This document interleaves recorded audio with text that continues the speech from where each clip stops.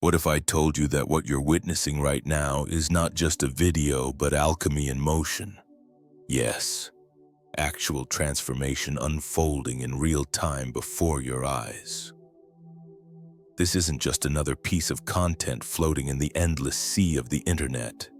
If you clicked, if you stayed, it's because something deep within you, perhaps even unconsciously, called this moment into existence. A quiet inner whisper seeking change, craving truth, and in the world of spiritual alchemy, nothing is random. What we often label as chance is merely a law we haven't yet recognized. Everything operates by principle. Everything is mental. Everything vibrates. Your thought was the cause, this moment, the effect. You feel it, even if your rational mind resists. Because deep down, something inside you already knows. This is no coincidence. There's a book, veiled in mystery and protected for centuries by initiates, known as the Kybalion. It doesn't appear to just anyone. It emerges in your life when you're truly ready to pierce the veil of illusion. And to begin your transformation not from the outside in, but from the inside out. Your presence here is not accidental. Whether you grasp every word or feel confused by the mystery, it doesn't matter, because you don't need more information. You need to remember, and what you're about to hear is not new knowledge, it's ancient truth, returning to your awareness. By the end of this journey, you'll discover how to apply the 7 Hermetic principles of the Kybalion to shift your reality in a clear, direct, and irreversible way. But first, you must hear what only those who are ready can truly hear. Long before science became science and even before religion took its modern shape, there was a name spoken in reverence among sages, philosophers, and high priests: Hermes Trismegistus, thrice great, thrice mastered. Thrice initiated into the deepest mysteries of existence. In Egypt, he was Thoth, the god of wisdom, of writing, of time itself. In Greece, he became Hermes, the divine messenger, the patron of hidden knowledge and sacred communication.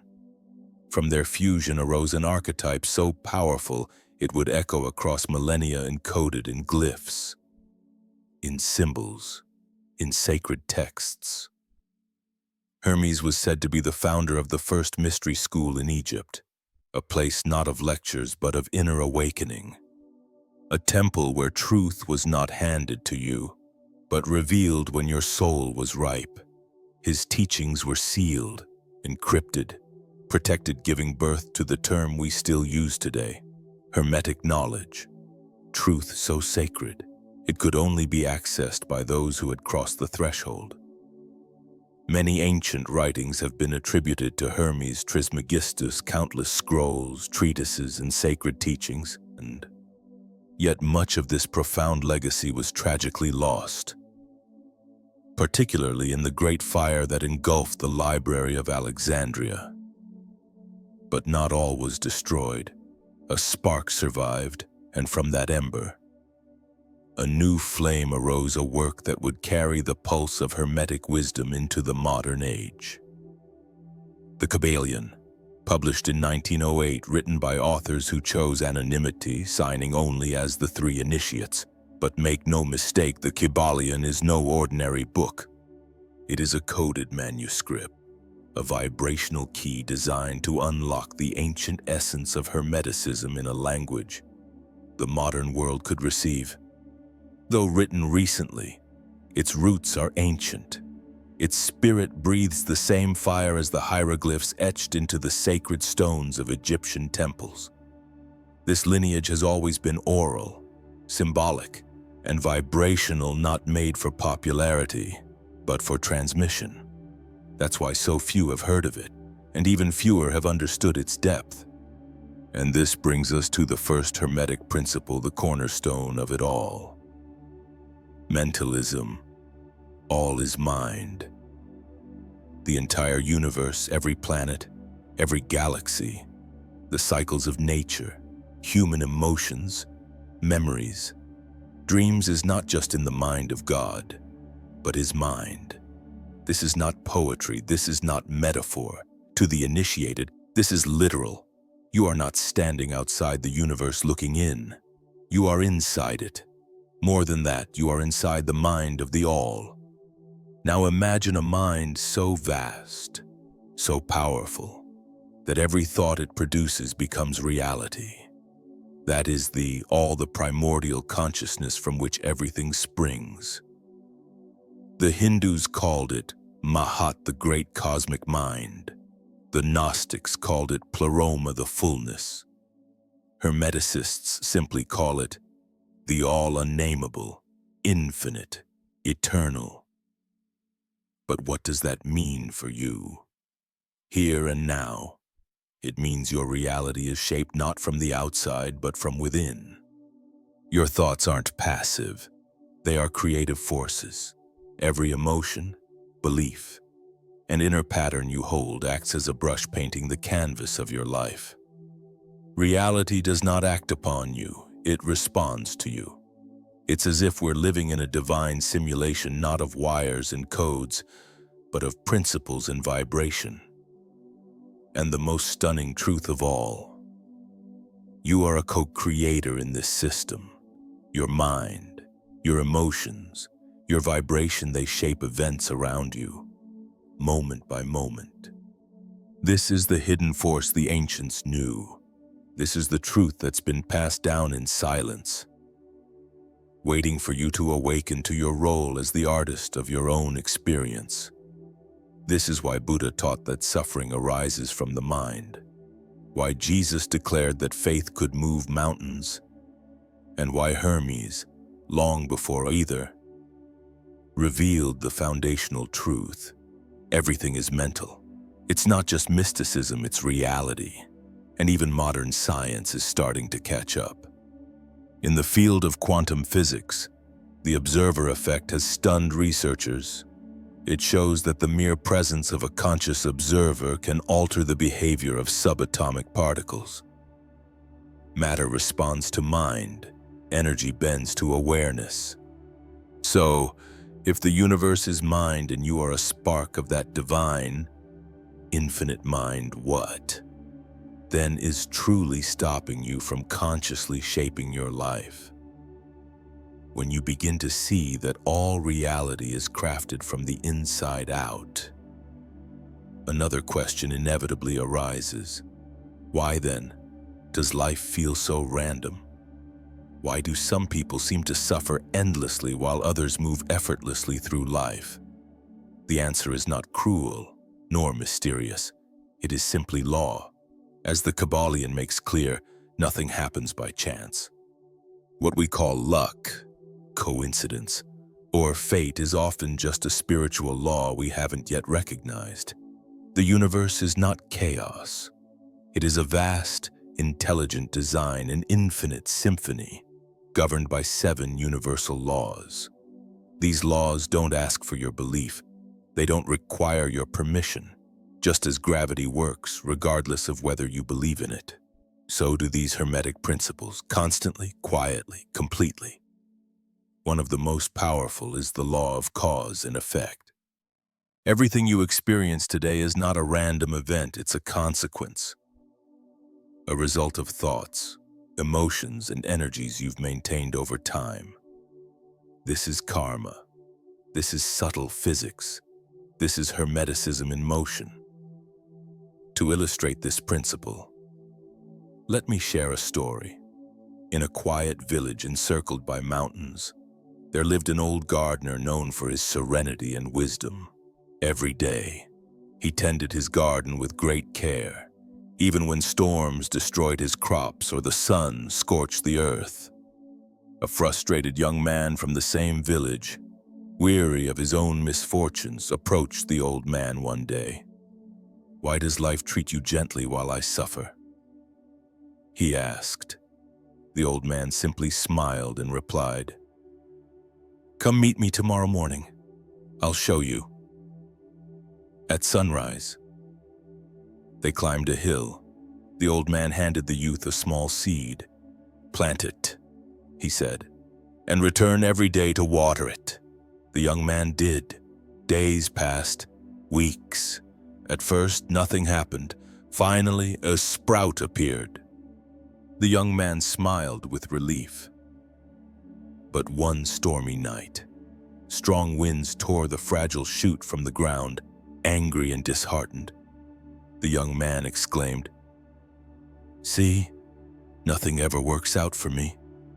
The old gardener looked at him with calm eyes and said, "You want to harvest an oak tree with the patience of a flower."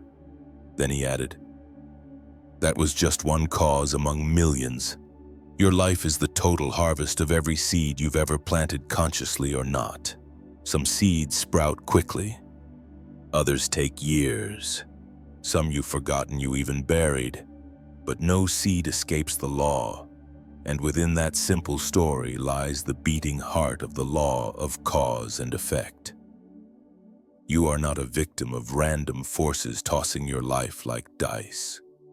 You are living the echo of your past vibrations, your thoughts, emotions, actions, desires, denials, all returning to you in the only way the universe knows: experience.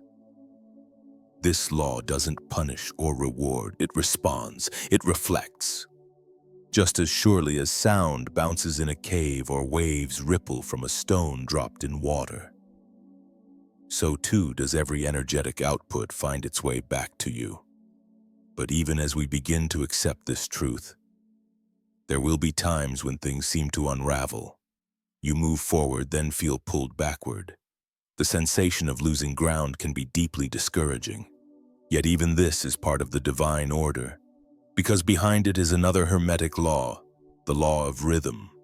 Everything moves, everything flows. Life, like a pendulum, swings between poles: energy, emotion, relationships, finances, health, and spirituality. They all oscillate.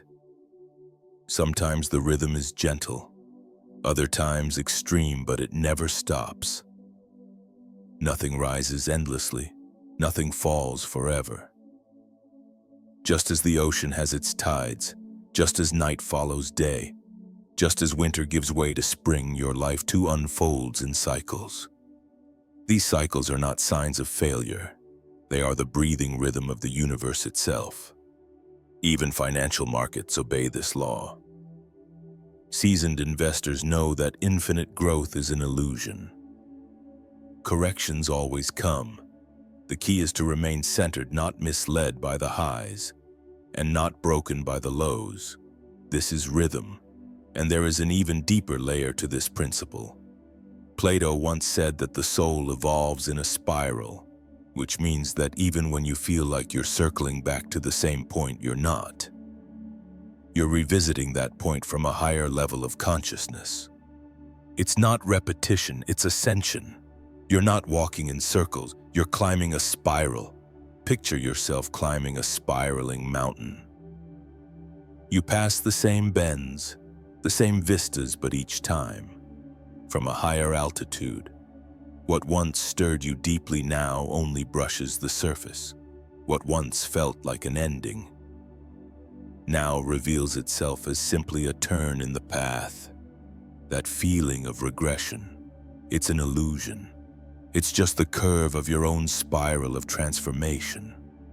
And realizing this changes everything. When you embrace the law of rhythm, you stop resisting the cycles of life. You stop fighting the ebb and flow. Instead, you begin to use them. You learn to dive inward during contraction phases, reflecting, healing, strengthening, and then rise outward with awareness during expansion, expressing, creating, manifesting. The key isn't to avoid movement. The secret is learning to dance with it. But rhythm is just one current. Another hermetic law reveals itself when we look closer, the law of polarity. Everything has two poles, but not as opposites in conflict. Rather as extremes along the same continuum. Cold and hot are not separate substances, they are different expressions of the same essence. Temperature, The same principle applies to emotions, fear and love, grief and joy, chaos and order. These aren't enemies, they are vibrational variations of the same energetic thread. The only thing that separates them is frequency. The more subtle the vibration, the higher the expression. Matter vibrates slowly so it feels solid, dense, limited. As vibration increases, matter becomes energy. Faster still, it becomes light. Beyond that, it becomes spirit. And at the highest frequencies, all things dissolve into unity, into what mystics call the One, the All, or simply God. And here lies the secret of transmutation. You don't have to destroy who you are. You don't have to eradicate your flaws or deny your pain. True alchemy isn't about suppression, it's about elevation. Raise the vibration of what already exists within you. Fear can be alchemized into courage, attachment into conscious love, anger into sacred action, pain into the spark of awakening. This is inner alchemy, not turning physical lead into gold, but transforming low vibrational states into radiant ones, not by denying them, but by changing their frequency.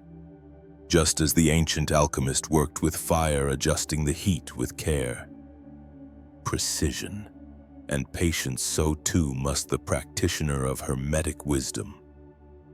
Learn to observe their internal states and apply will, timing, and intention to raise their energy. This is vibrational mastery. This is what it means to awaken your purpose, to put philosophy into motion, to transmute thought into evolution. This is the work of the inner path. At a certain point on this path, something begins to stir within you, not loudly but profoundly. It's subtle, like a gentle shift in wind, but it changes everything.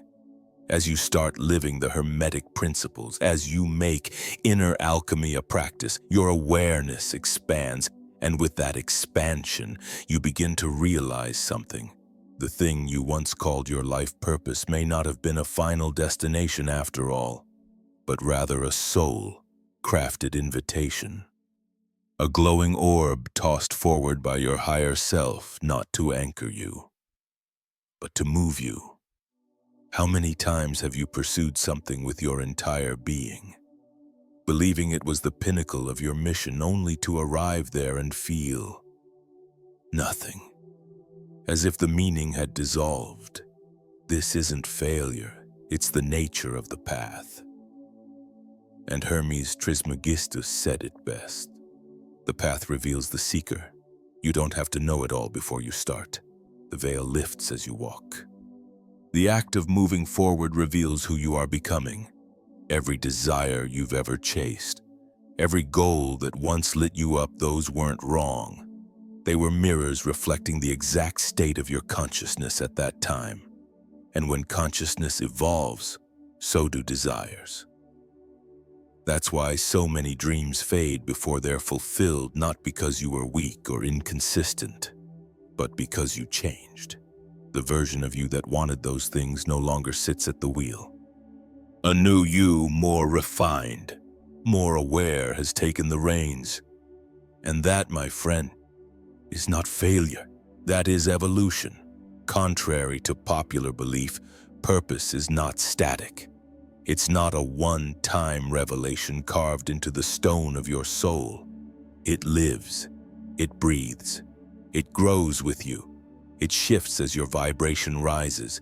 Imagine you're standing in an open field, tossing glowing spheres into the distance. Each ball is a vision, a mission, a calling. You sprint toward one, committed, determined, immersed. But then, along the path, another orb appears, brighter, lighter, more aligned, and it's natural to pivot. The first ball wasn't a mistake, it did its job. It moved you. It pulled you out of inertia.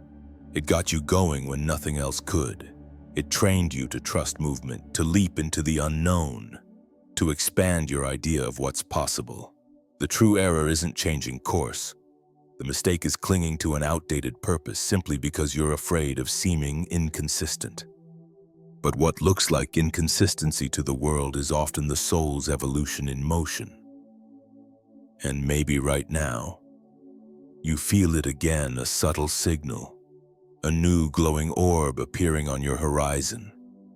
It may show up as restlessness in your chest, a persistent thought, a gentle, yet unshakable urge to move, to explore a new city, start a new path, dive into a subject you never even considered before, even if it doesn't quite make sense yet.